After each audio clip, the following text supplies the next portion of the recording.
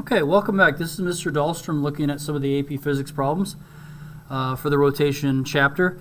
I'd like to look at number 57 today because number 57 not only has some application of parallel axis theorem, it also is using that application of the parallel axis theorem to solve some energy type problems. So first off, what is the problem that we have? I'll show you what the picture looks like in the book. We have some pivot point right here that is around this circular path, and then we have a uniform solid disk. Uniform just means the mass is evenly distributed, and it's sort of suspended from here. What is ultimately going to be happen is going to be let to go, and it's going to be allowed to swing so that it then fills in this circular point right here. So what we're trying to figure out is when that happens, at least for part A, when that happens, how fast will the center of mass, how fast will be going? So part A, when the center of mass gets to here and occupies it, how fast, what is the speed? And then for part B, it says, okay, I don't want to just know how fast the center of mass is going. When it ultimately fills in this area, I want to know how fast the bottom is moving. So that's why I wrote it up here. So for V equals R omega, for part A here, we're just looking about the center of mass, and so the radius here is R, or the distance is R, as opposed to part B here. We need, in order to find a point at the bottom, we need to double the radius to make that equivalent. So some things to need to know before we start. We need to know the moment of inertia about the center of mass of a solid disk.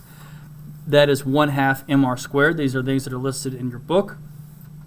Also, for part C, we need to know the center of mass of a thin hoop.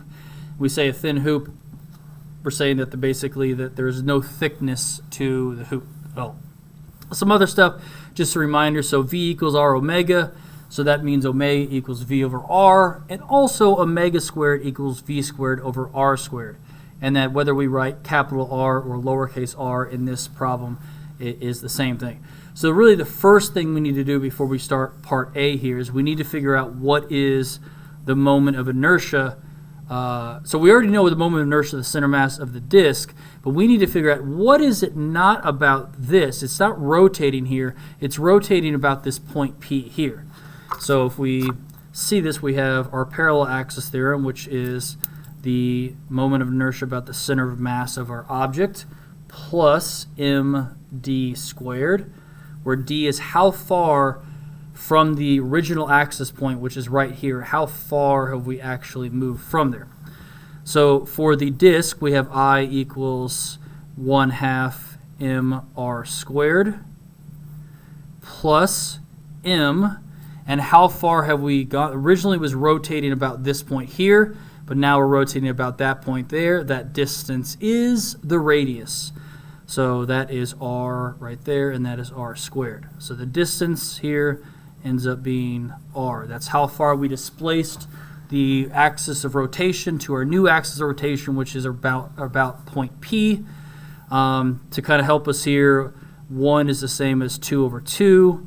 And so for our disk in this situation, it is I equals 1/2 plus 2/2, which is 3/2 mr squared. I'm going to go ahead and refocus my camera real quick. So I equals 3/2 mr squared. So going forward, that is what we're going to be using to calculate our rotational kinetic energy. So we can go over here to A, and we say, well, why are we using energy here? At the top of the center of rotation, or axis of rotation, at the point here, it's all the hot way it can be. So we have our gravitational potential energy, and we get down to the bottom, there's going to be a rotation, not a rotation about the original axis, but the rotation about P, which is crucial to why do we had to figure this out. Basically, this is the moment of inertia about point P. And so let's go ahead and plug in some things that we know. So 1/2, our moment of inertia is 3 over 2 mr squared. We still have omega squared. Now remember, omega is V over R, or omega squared is V squared over R squared. So I'm going to write V squared over, remember, little r is the same as big R, so I'll write big R squared, equals mgh. So there are things that we can cancel out here. Obviously, we can cancel out the mass. The mass doesn't matter. And also, one of the things to realize is that how far are we actually dropping? So we have this h value here. We're dropping basically from this point there to that point there. So we're saying, what is that change in height from the very top where r is related down to here? In this scenario here, h is equal to r. Why? Because we started at the top where p and r are parallel, and then when it rotates through, all the way through, r is going to be at the center, and that means that the height change is r. So let's go ahead and actually substitute that in, so h is equal to r here. What also cancels out is this r squared and the r squared from the omega squared. And so let's go ahead and write out, so 3, so this would be 3/4 v squared equals gr. And what they want to know is what is v, so we can rearrange some stuff here where we get 4gr over 3, and I believe the book simplifies it even further as we can bring out a 2, so 2 square root of gr over 3. So that is the speed that it'll be, and it came from finding the rotational inertia of our disk, not about the axis, but about point P. It fell a height of r, and we just solved for v. Okay. For part B, they're not asking for, okay, how fast is basically the center point here moving when it gets there. They're asking how fast basically is the bottom going to be moving. So we already figured this out here, that in order to figure this drop, or how far this is, that this would have to be 2r, because it's double the radius. So we still have in part B, we still have k equals u. Hold on here, I'll just track my notes there. What we're also going to see is that there is going to be a, let's just go ahead and write out the information that we have here. So 1/2 I omega squared equals mg times our h. We still have the same disk as we had before, and we are still rotating a point, still rotating that this is this center part is dropping here. So we're saying, well, what is the height? Is the height 2r? The height wouldn't be 2r because the center of mass is not dropping down to here. It's still dropping to here. So that is still going to be r.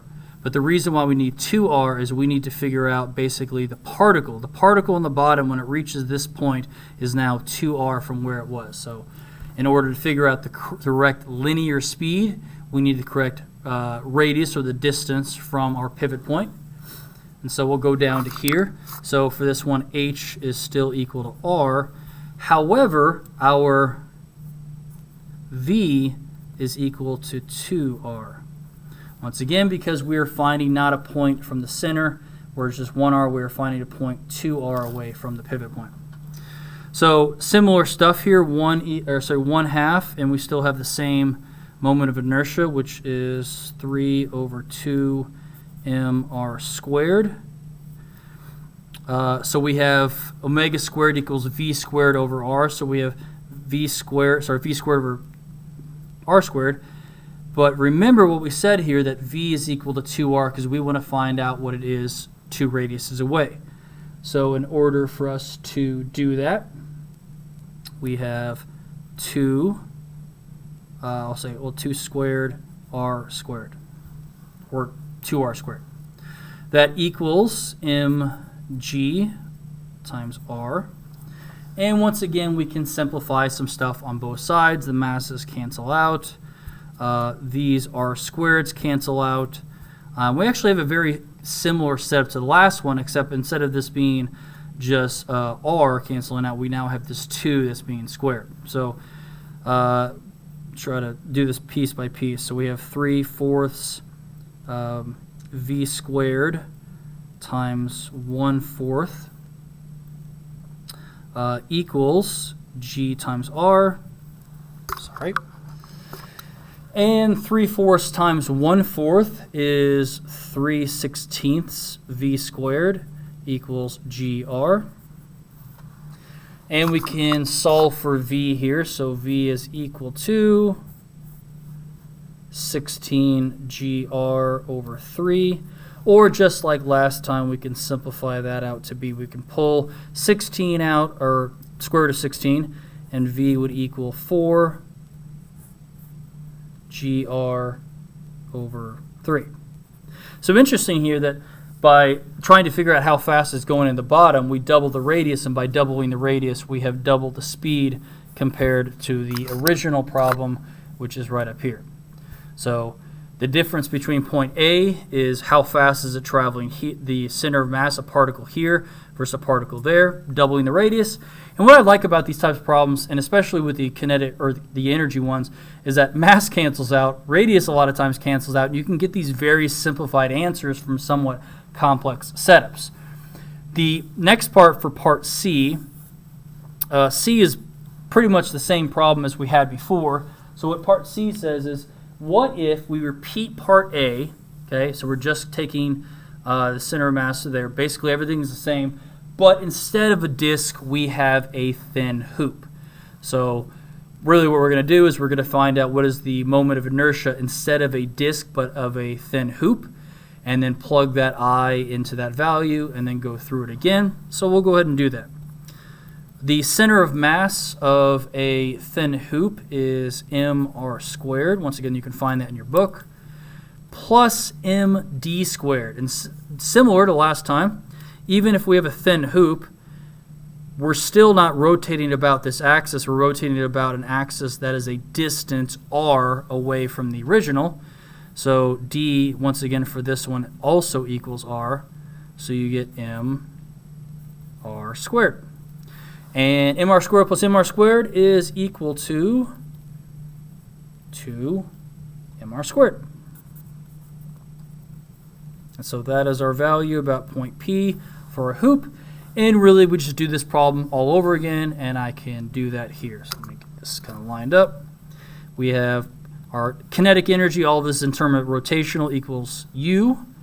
1/2 I omega squared equals mgh. Once again, h is equal to r because we're only dropping it from there. It's rotating down there, so our h is still r. 1/2, instead of this, we now have this value, so 1/2 times 2 mr squared. So we're back to still being, we are dealing with v equals r omega. We're just dealing with the beginning, or the middle. So omega squared is equal to v squared over r squared equals mgr. That cancels out, m cancels out, r squareds cancel out, and we get v squared is equal to gr, or hold on, did I check that right? I think, yeah, so did I do that? Yeah, so v is equal to square root of gr. Okay, so that wraps that type of problem up. If we look at here, so really the big thing, I did the whole problem here, but the really big thing is knowing how to find the moment of inertia given different circumstances of a problem. Yep, just checked it with the back of the book. I was just double checking. So given that we have a certain object, yes, you may be given the center of mass or moment of inertia of that, but about a certain axis. And that kind of just brings in what are you doing? What does that D mean? Where are you rotating for, and how far did you move away from that? So that wraps it up. I hope you liked the video. If you could subscribe or leave a comment or just say something to me during school tomorrow, you appreciate the video. I'd like it a lot. So I'm going to go ahead and end this, and I appreciate it.